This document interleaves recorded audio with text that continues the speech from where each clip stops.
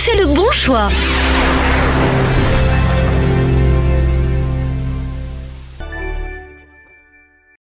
Trois orateurs que sont le prophète Victor Adeseye d'Abidjan Koumassi, la prophétesse Naka Euphrasie Israël de la France et le prophète Hôte Touré Emmanuel ont animé ce séminaire durant 3 jours. Ces 3 ministres de Dieu ont conduit plus de 1000 fidèles réunis au temple Bethesda du tabernacle de la foi qui guérit de Yopougon, Maroc, dans une démonstration de la puissance de Dieu par plusieurs actions prophétiques. Par la grâce de Dieu, je suis très heureux de voir ces éminents serviteurs de Dieu, ces orateurs de marque qui ont vraiment apporté ce qu'il fallait pour que la destinée de quelqu'un soit libérée, pour que le peuple de Dieu quitte de la mort pour arriver à la résurrection. Je suis très heureux parce que ce programme, pour moi, est une réussite. Les orateurs ont été à la hauteur, ont répondu, je peux le dire, à l'attente du peuple de Dieu, parce que les gens sont venus massivement espérant recevoir quelque chose de la part de Dieu. Et pour ma part, ceci a été fait. Et Dieu, dans sa grâce, a permis que ce soit ici, parce que nous avons besoin du soutien de ce ministère. Nous sommes installés il n'y a pas longtemps, il y a moins de 6 mois. Et ce séminaire, je le crois, va booster quelque chose pour que cette église locale à Yopougon soit vraiment à l'œuvre pour le Seigneur Jésus. Parmi ces actions posées prophétiquement cette nuit du vendredi 28 octobre, 2 ont particulièrement marqué l'assistance. Il s'agit du brisement des canaries mystiques par lequel Victor Adeseye a amené chacun dans son village pour la destruction des pouvoirs mystiques. Ce programme est bienvenu et Dieu l'a inspiré son serviteur pour organiser ce programme, pour libérer son peuple de l'esclavage des ténèbres, de toutes sortes de difficultés. Et ce soir, nous sommes tous assemblés ici, dans le tabernacle de la foi, pour prier ensemble, pour détruire tout ce que le diable a fait contre la vie de chacun. Parce que nouvelle année qui vient là, si on ne prépare maintenant, on n'est pas intercédé beaucoup maintenant, on ne peut pas évoluer. Et on est fatigué. La Bible me dit assez, c'est assez. On doit tourner vers le nom maintenant pour aller prendre le pouvoir. C'est pourquoi le programme est bien arrivé et on a beaucoup prié. Et on a partagé la Bible, la parole de Dieu ensemble pour que les gens voient que tout ce qui arrive dans la vie de l'homme, tout est dans la Bible. C'est pour invoquer le nom de Dieu. On n'a aucune personne qui peut nous aider si ce n'est pas Jésus-Christ seulement. Il est venu, il a donné sa vie pour nous. Il est mort, il est ressuscité. Et la Bible dit le thème de ce programme, c'est de la mort à la vie. Nous sommes réveillés maintenant. Dieu nous a ressuscité de la mort. Et la vie, l'éternel, est notre partage. Et à nous. Jésus-Christ a dit dans le Nouveau Testament que tout ce que Moïse a écrit, il a écrit de lui. Il n'y a rien que Moïse a dit qui n'a pas dit de fait de choses de Jésus-Christ. Les gens sont dit, c'est blasphème. Toi, tu es né hier là. Il est le Dieu hier, aujourd'hui pour tous les jours.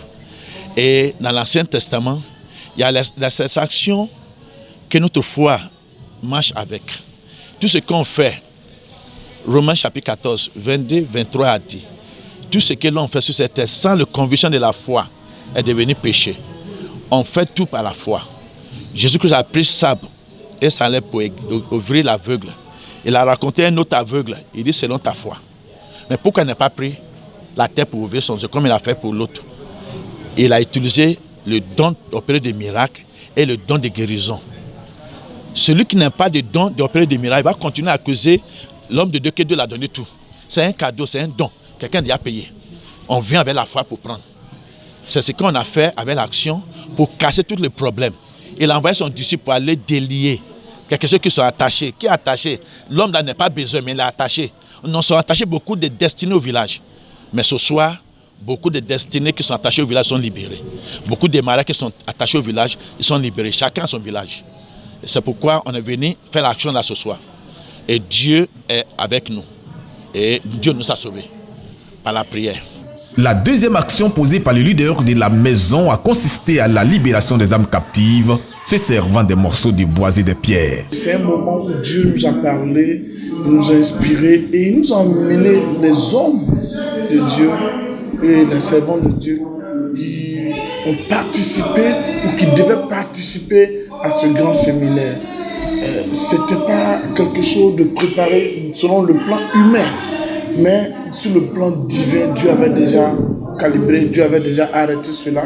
Et nous voyons aujourd'hui, les gens ont répondu. Aujourd'hui, pratiquement 2 niveaux sont déjà... Le premier niveau, le rez-de-chaussée, tout est déjà rempli. Il n'y a même pas de place. Nous sommes déjà encore au deuxième, je peux dire au 3e niveau, qui reste seulement, qui est un peu, qui n'est pas rempli, mais qui reste un peu. Nous avons vu que les gens ont répondu pendant les 3 jours à ce séminaire. Vous voyez, lorsque Dieu inspire un thème, il dispose le temps. Et ceux qui sont appelés à être bénis dans ce thème, Dieu les amène. Et nous voyons que pendant les 3 jours, le lieu était rempli, Cocody était rempli, le temple était rempli. Et aujourd'hui, vendredi, nous sommes venus terminer au tabernacle de Yopougon. Nous voyons que les gens ont répondu à l'appel et Dieu a béni chacun. Dieu nous a encore ramené à la vie, ce qui était mort dans notre vie. Jésus-Christ a ramené cela à la vie. Vous voyez, je l'ai dit que toute personne qui doit être élevée passe par la mort. La mort ici, c'est l'image de la souffrance, c'est l'image de la persécution. David, pour être élevé, il a fallu qu'il tue Goliath pour que son nom devienne grand. Vous voyez, il y a toujours un signe.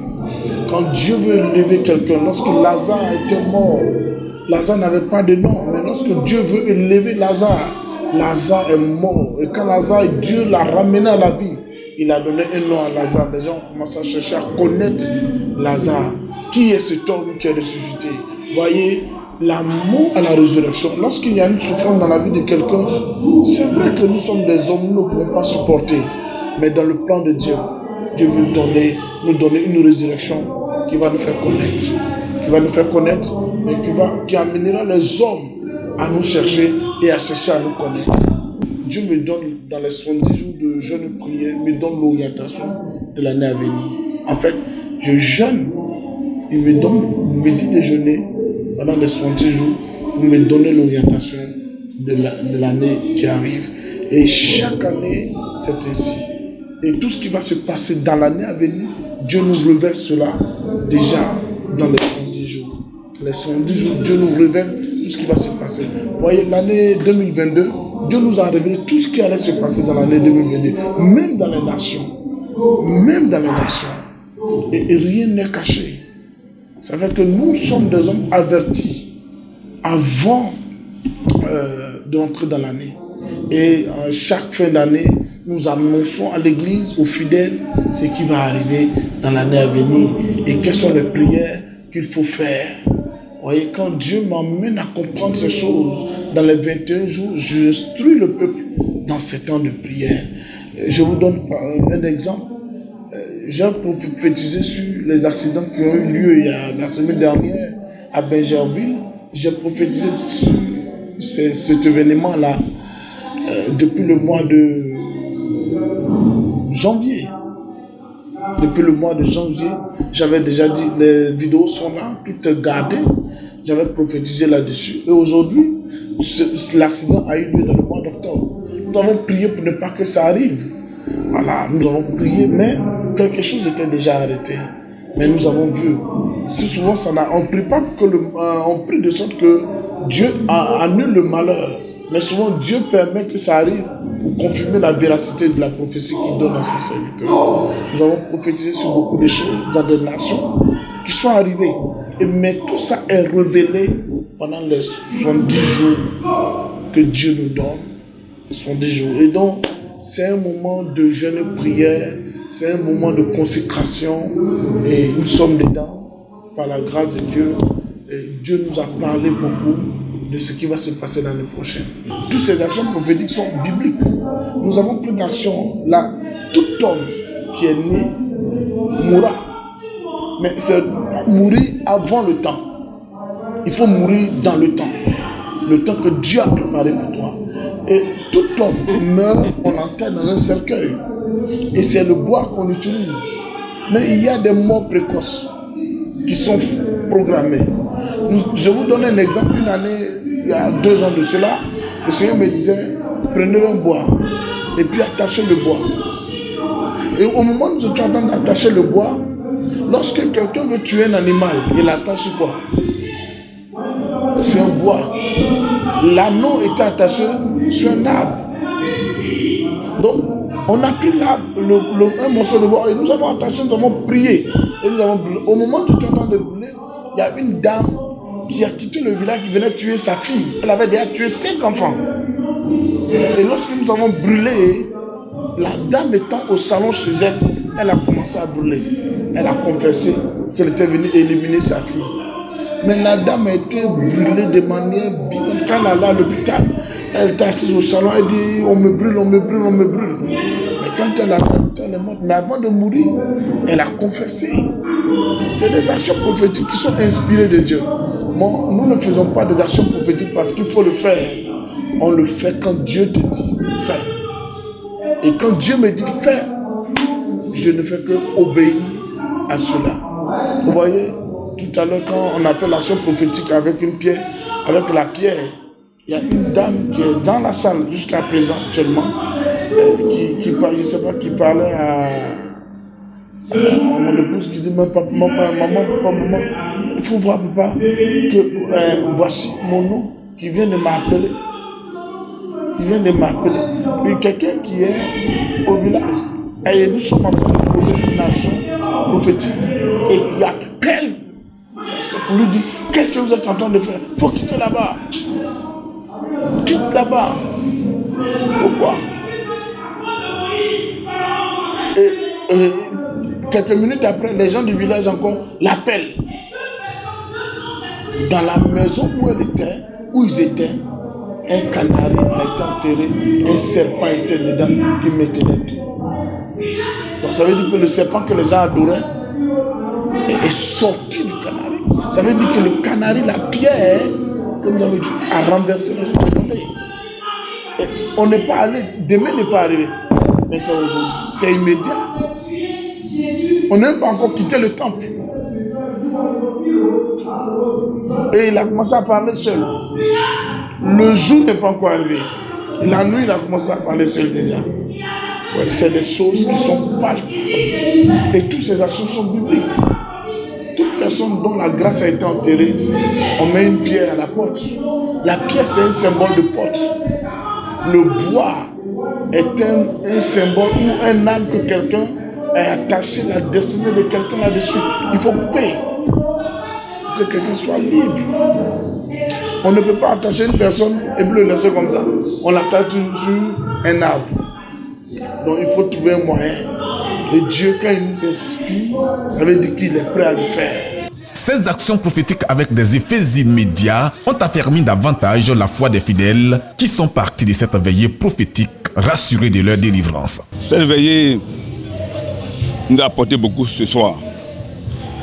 En ce sens que le thème lui-même est révélateur du passage de la mort à la résurrection. En tant qu'Africains, nous savons tous dans quelles conditions nous sommes nés. Et si vous remarquez bien, les Africains, on a tous les mêmes problèmes. Les problèmes de malédiction, de non-mariage, ces problèmes-là. Et donc, aujourd'hui, c'est aussi une façon pour notre Église de restaurer ces enfants qui depuis longtemps souffrent des différents maux. Si vous fouillez un peu dans les prières qu'on a fait, dans les sujets qu'on a c'est le même problème qu'on a pas qui se retrouve. Donc nous sommes aujourd'hui prendre nos bénédictions à travers ces grands hommes de Dieu qui nous ont rendu visite, notamment Maman Euphrasie et puis le prophète Victor. Ce que je retiens, c'est qu'en toute chose, il faut garder la foi et ne jamais désespérer. Donc aujourd'hui, c'est le dernier jour, c'est la veillée. Et je pense qu'au sortir de ce moment-là, nous serons tous bénis, que toutes les malédictions qui sont rattachées à nos vies sont brisées par la foi. Parce que l'acte qu'on a posé, vraiment, ce n'est pas un petit acte. C'est un acte glorieux et c'est basé sur la Bible. Et nous lui rendons toute la gloire. Au nom de Jésus, Amen. Cette veillée qui met un terme à un séminaire suivant 90 jours de jeûne du prophète Touré Emmanuel a aussi été, comme d'habitude, un moment de prophéties authentiques, précises dans le temps et les circonstances. Le témoignage, c'est la restauration.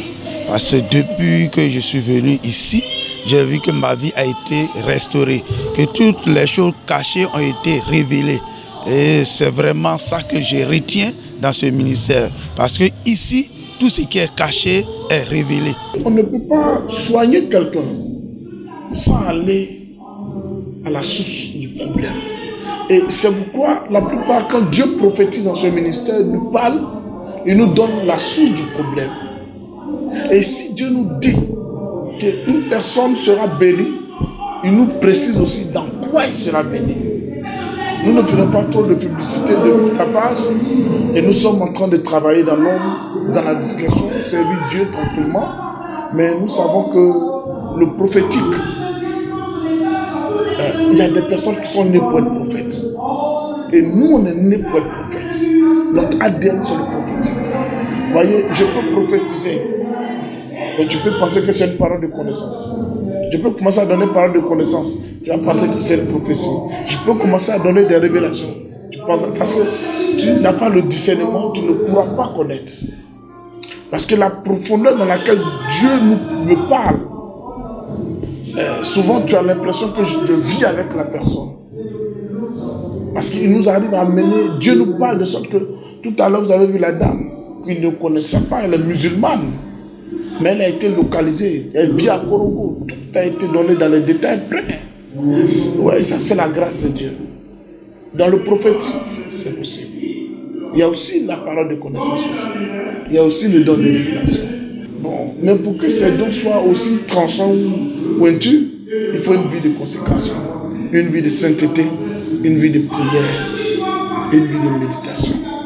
Il faut aimer le Seigneur, il faut prier, il faut aimer parler avec lui, il faut aimer causer avec lui. Je passe plus de temps devant la face de Dieu que devant quoi que ce soit. Vous savez que je suis un homme, j'aime pas les détails, j'aime pas les à peu près en fait. J'aime aller dans les profondeurs. Et Dieu me connaissant, quand il veut me parler, il ne me parle pas dans les à peu près, il me parle dans les détails. Et quand il me dit dans les détails, je le rends aussi dans les détails. Donc, souvent, il y a des personnes qui sont face à des prophètes où ils contestent. Mais c'est rare. Je ne dis pas qu'il n'y en a pas. Mais c'est rare qu'on arrive à contester.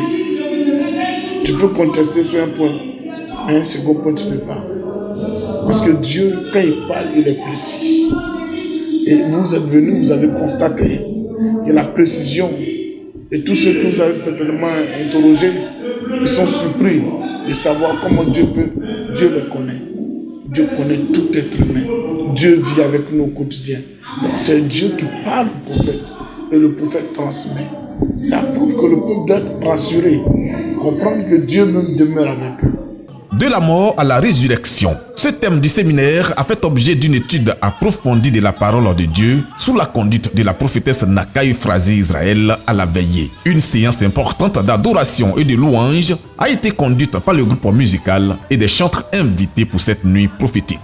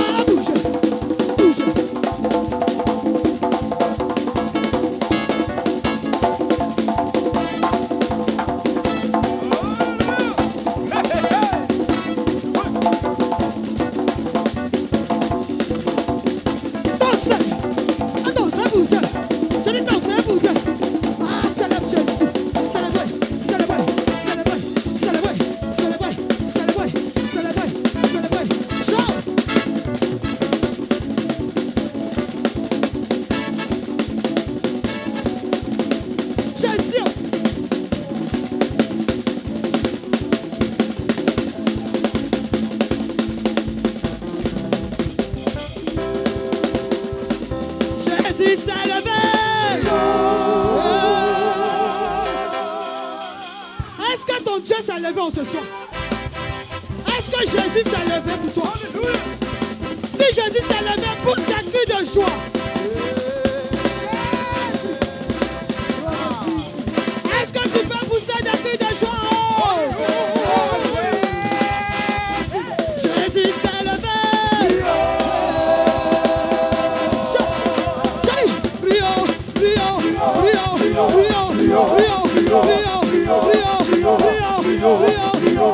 prions. Jésus s'est levé. Son temps est tombé.